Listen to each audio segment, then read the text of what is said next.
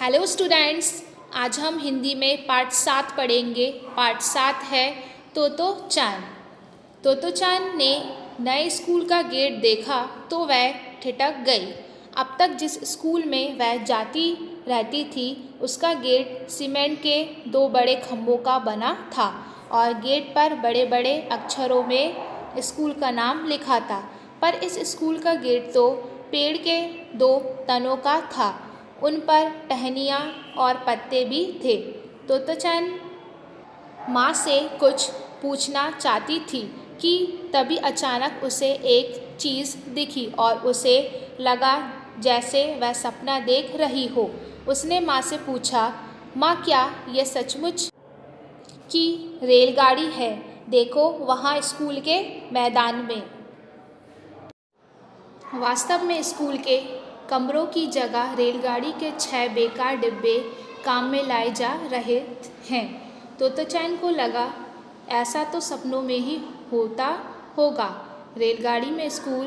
क्षण भर बाद ही तोतो चान खुशी से चिल्लाई और रेलगाड़ी के डिब्बे की ओर भागी।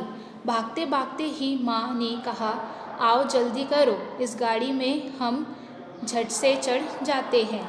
माँ ने उसे रोकते हुए कहा, ये कक्षाएं हैं और तुम अभी स्कूल में दाखिल तक नहीं हुई हो। अगर सचमुच इस ट्रेन में चढ़ना चाहती हो तो तुम्हें पहले हेडमास्टर जी के सामने पेश होना होगा। ठीक है, उसने कहा। हेडमास्टर जी का कार्यालय रेलगाड़ी के डिब्बे में नहीं था, वह दाहिने हाथ की ओर एक भवन में था। तोतो चान की माँ उसे लेकर उस भवन की ओर चल दी। चलते चलते तोतो चान बोली, जिनसे हम मिलने जा रहे हैं वह ज़रूर स्टेशन मास्टर होंगे। माँ ने धीरे से पूछा, क्यों? माँ ने सिर्फ इतना ही कहा, तुम उनसे ही पूछ लेना। जब माँ और तोतो चान हेडमास्टर जी के कार्यालय में घुसी तो कुर्सी पर बैठे सज्जन उठ खड़े हुए। तोतो चान ने जल्दी से झुककर नमस्ते किया और उत्साह से पूछा, आप हेडमास्टर हैं या स्टेशन मास्टर? इससे पहले कि माँ कुछ सफाई देती सज्जन हंस पड़े और बोले, मैं इस स्कूल का हेडमास्टर हूँ। हेडमास्टर जी ने तोतो चान को कुर्सी पर बैठने को कहा। फिर माँ की ओर मुड़कर वह बोले, आप घर जा सकती हैं, मैं तोतो चान से बात करना चाहता हूँ तो मैं इसे आपके पास छोड़े जा रही हूँ, माँ ने कहा और कार्यालय से बाहर निकल आईं। हेडमास्टर जी ने एक कुर्सी खींची और तोतो चान की कुर्सी के सामने रखी। जब दोनों आमने सामने बैठ गए तो उन्होंने कहा, अब तुम मुझे अपने बारे में कुछ बताओ, कुछ भी जो तुम बताना चाहो बताओ, जो मुझे अच्छा लगे वह बताऊं।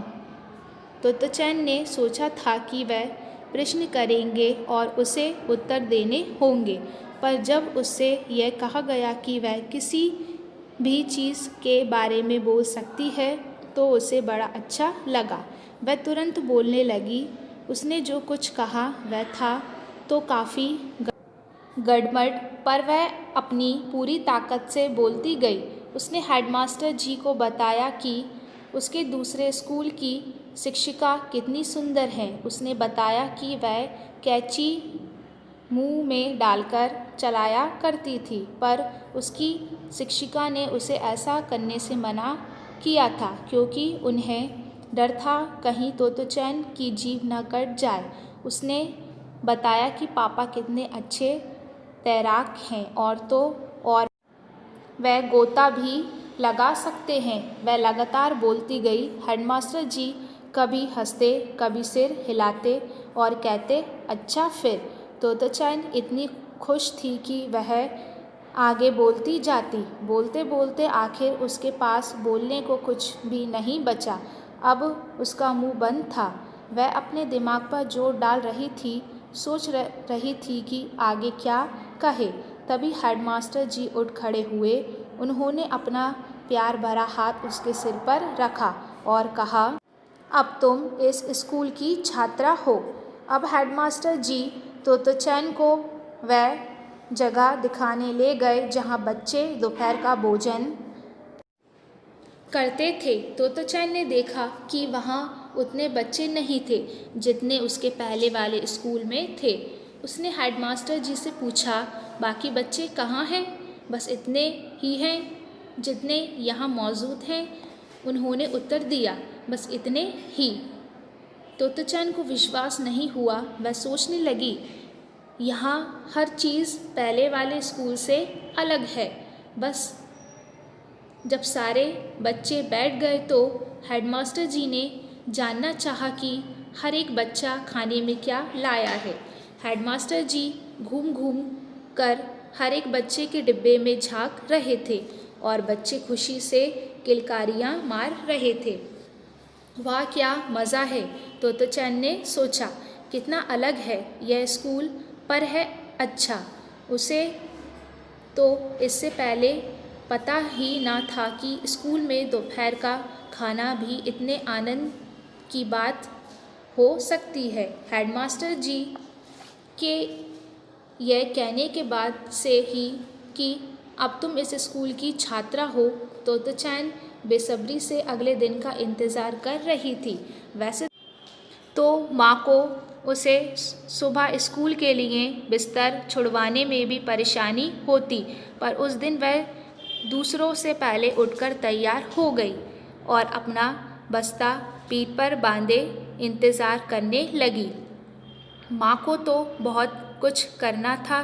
तोताचैन को नाश्ता देकर वह उसका लंच बॉक्स पैक करने में जुट गई। माँ ने रेलगाड़ी के पास को एक प्लास्टिक की थैली में डाला और एक डोरी से उसे तोताचैन के गले में लटका दिया ताकि वह खो न जाए। तोताचैन ने सामने का दरवाज़ा खोला, फिर वह मुड़ी और शिष्टता से झुककर बोली, अच्छा गुड बाय। तोताचैन को यूं निकलते देख माँ की आंखें बरबस भर आईं। कितना कठिन था यह मानना कि उसकी चुलबुली बिटिया जो इतनी खुशी से स्कूल जा रही थी, हाल ही में एक स्कूल से निकाली जा चुकी है। उसने दिल से प्रार्थना की कि इस बार सब शुभ हो। तो बच्चों, कैसी लगी आपको ये कहानी? Thank you.